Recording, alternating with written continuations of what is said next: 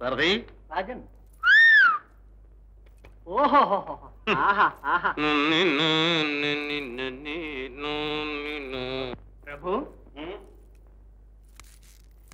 సురుచిరాకార రణధీర శూర వీర లక్ష్మణ కుమార సుకుమార చాలు ముఖస్తుతే అస్తు ప్రభు నన్ను వినండి అభిమన్యుని జన్మ కన్నా శుభమైనది మీదు జన్మ బలి ఇది కవిత్వం గ్రహించండి.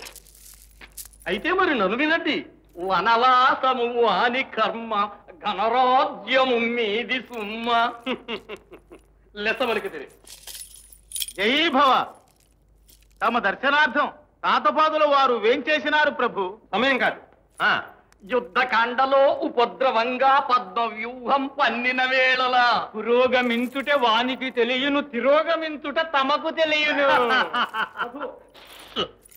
అతనికి మీ తెలివేది, అతనికి మీ సుడివేది, అతనికి మీ కళయేది, స్తుతిగాది స్తుతిగాది. సారథి సారథి ఏ రాజన్ తానా అంటే తందానా అని వీరు బహుమానాలు పుచ్చుకున్నారు. ఈ తాన శర్మ తందాన శాస్త్రి మన ముందు పనికిరారు. నాముక స్థుతి వినండి. అటు ఇద్దరు ఇటు ఇద్దరు అభిమన్యుని బాబాయులు, అటు కూడిన ఇటు కూడిన నలుగురంటే నలుగురే. మరి తమకో నూటికి ఒక్కడే తక్కువ బేటి బేటి బాబాయులు.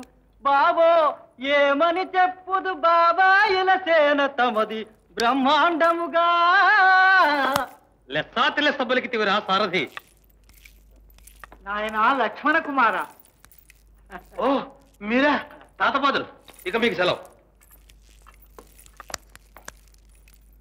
ఆహాహా ఎంత ముచ్చటగా ఉన్నావు.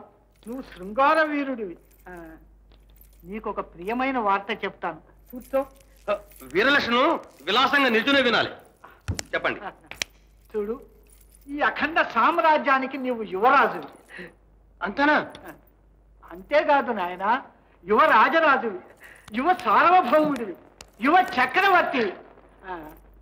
ఇక నీవు వివాహం చేసుకోవాలని నేను మీ నాన్న నిశ్చయించాం. అయితే నేను నిశ్చయించాను.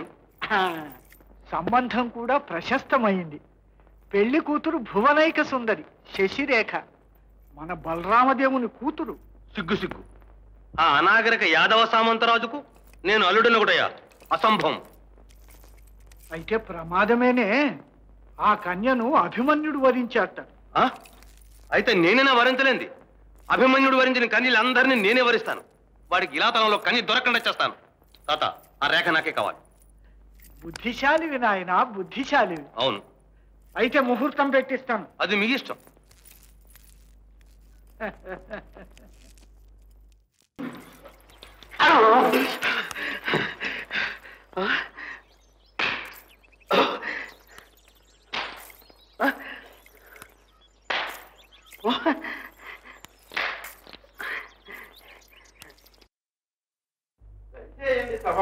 దయచేసి రుచి చూడండి సవాములు. దయచేయండి సవాములు. దయచేసి రుచి చూడండి సవాములు.